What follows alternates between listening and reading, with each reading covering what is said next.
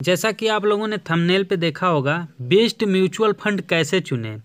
क्या आप भी सही म्यूचुअल फंड ढूंढने में कंफ्यूज रहते हैं? कौन सा फंड अच्छा है, किस में पैसा लगाना चाहिए और किस म्यूचुअल फंड से बचना चाहिए? तो दोस्तों, आज की इस वीडियो में हम आपको सिंपल प्रोसेस बताएंगे जिससे आप खुद बेस्ट म्यूचुअल फंड चुन सकते हैं। नमस्कार दोस्तों, तो स्टार्ट करते हैं अपना वीडियो। सबसे पहले देखते हैं निवेश का उद्देश्य तय करें, यानी इन्वेस्टमेंट गोल तय करें। क्या आप लॉन्ग टर्म ग्रोथ चाहते हैं या शॉर्ट टर्म इन्वेस्ट करना चाहते हैं, या अगर टैक्स सेविंग चाहते हैं? तो सब म्यूचुअल फंड को बारी बारी देखते हैं। म्यूचुअल फंड 4 प्रकार के होते हैं दोस्तों। जैसे पहला इक्विटी फंड है दोस्तों। लॉन्ग टर्म ग्रोथ के लिए इक्विटी फंड बेस्ट होता है। जैसे इक्विटी फंड उन लोगों के लिए अच्छा होते हैं जो लंबे समय तक निवेश करने के लिए अच्छा रिटर्न पाना चाहते हैं। जैसे एक एग्जाम्पल देखते हैं। अमित एक लड़का है 25 वर्ष का, और वह 10 साल के लिए इन्वेस्टमेंट करना चाहता है ताकि वह अपना खुद का घर खरीद सके। तो उसे लॉन्ग टर्म ग्रोथ वाला कोई म्यूचुअल फंड चाहिए, तो इक्विटी फंड म्यूचुअल उसके लिए बेस्ट हो सकता है। और दूसरा देखते हैं डेब्ट फंड, यानी स्टेबल इनकम कम रिस्क।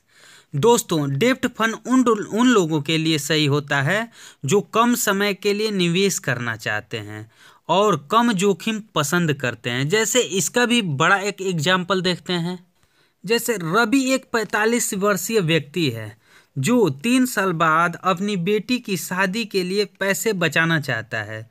तो दोस्तों, उसे लो रिस्क इन्वेस्टमेंट करना है, क्योंकि बेटी की शादी के लिए रिस्क में लगा देगा तो पैसा ख़त्म हो जाएगा हाथों से।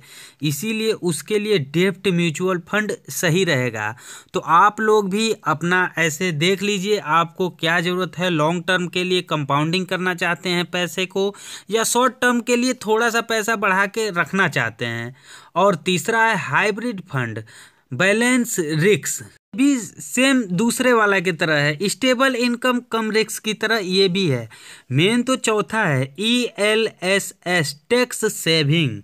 इसमें दोस्तों टैक्स बचाने के लिए सबसे अच्छे म्यूचुअल फंड में से एक माना जाता है ELSS।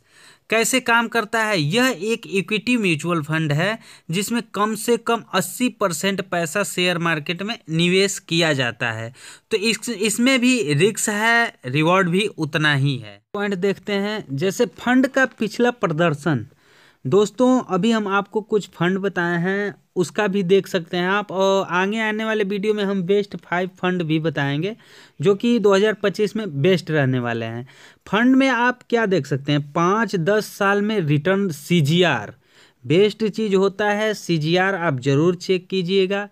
इसे निफ्टी 50 या सेंसेक्स से कंप्रोमाइज करिएगा।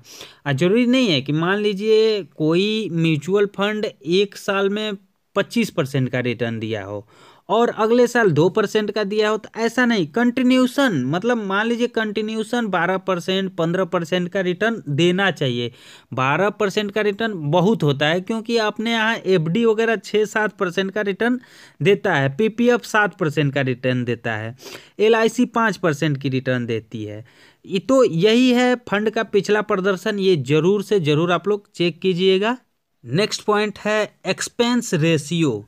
दोस्तों, ये बहुत ज़रूरी होता है। पहले तो आप ये समझिए एक्सपेंस रेशियो होता क्या है।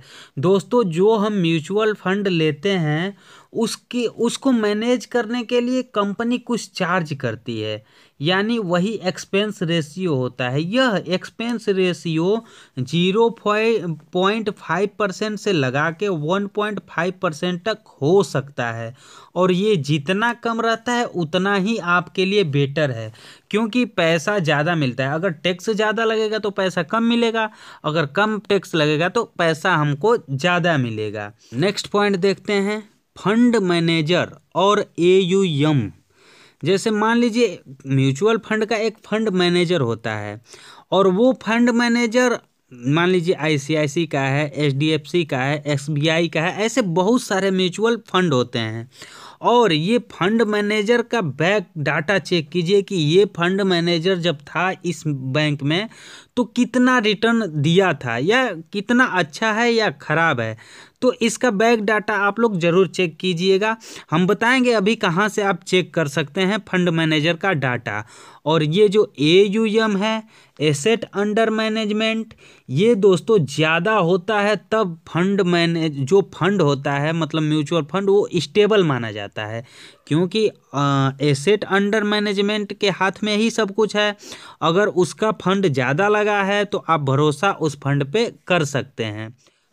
नेक्स्ट पॉइंट देखते हैं, छठवां, बेस्ट परफॉर्मिंग म्यूचुअल फंड 2025। तो पहला फंड देखते हैं दोस्तों, फंड नेम देख सकते हैं SBI ब्लू चिप फंड, और कैटेगरी देख सकते हैं लार्ज कैप है दोस्तों। एक स्मॉल कैप होता है, एक मिड कैप होता है, तो ये लार्ज कैप है। और 5 ईयर्स का CGR देख सकते हैं 15% का है, और एक्सपेंस रेशियो देख सकते हैं 1.2% है। ये एक्सपेंस रेशियो जितना कम रहेगा उतना ही आपके लिए बेटर रहेगा। अगला देखते हैं फंड मिरार एसेट, ये मिड कैप का है दोस्तों। मिड कैप में थोड़ा रिस्क होता है लेकिन काफ़ी अच्छा रिटर्न भी होता है। इसका CGR 5 साल का 20% है, और ये 0.8% टैक्स लेती है ये कंपनी मिरार वाली, और SBI का 1.2% था दोस्तों। और नेक्स्ट फंड देखते हैं Parag Parikh flexi cap. Flexi cap fund name भी है दोस्तों। इसका CGR रेट 18% का है, और एक्सपेंस रेशियो बहुत ही अच्छा है, 0.9% का है दोस्तों। एक्सपेंस रेशियो जितना कम रहेगा उतना ही आपके लिए बेटर रहता है। लेकिन ये जो फंड है ये भी दोस्तों रिस्क एंड रिवार्ड, मतलब इसमें भी रिस्क ज़्यादा है, रिवार्ड भी वैसा ही है। ये सब फंड शेयर बाज़ार पे चलते हैं। अगर शेयर बाज़ार नीचे आएगा तो ये फंड नीचे आएंगे, अगर शेयर बाज़ार ऊपर जाएगा तो ये भी ऊपर जाएंगे। नेक्स्ट फंड देखते हैं HDFC शॉर्ट टर्म डेप्ट फंड। डेप्ट फंड दोस्तों इसमें रिस्क बहुत कम होता है लेकिन रिवार्ड भी कम होता है। जैसे इसमें का CGR है 7%, और ये जो एक्सपेंस रेशियो है 0.5%, क्योंकि इसमें रिस्क बिल्कुल ना के बराबर होता है। इसमें आप 3 साल के लिए 6 साल के लिए पैसा जमा करके छोड़ देते हैं, वही FD वाला रेट मिलता है, लेकिन FD से 1-2% बढ़ के मिलता है। लास्ट फंड देखते हैं दोस्तों axis small cap fund. Small cap fund एक होता है दोस्तों, एक लार्ज कैप होता है और एक मिड कैप होता है।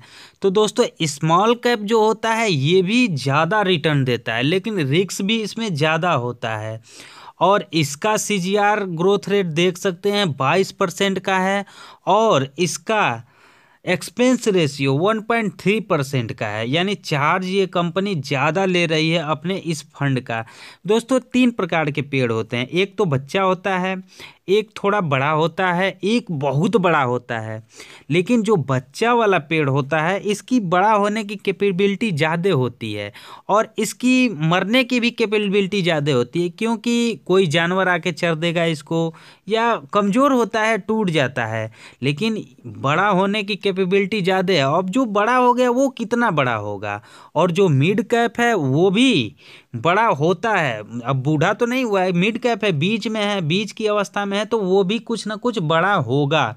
तो इसलिए दोस्तों स्मॉल कैप और मिड कैप ज़्यादा रिटर्न देते हैं, और जो लार्ज कैप होते हैं वो कम रिटर्न देते हैं लेकिन पैसा को डुबाते नहीं हैं।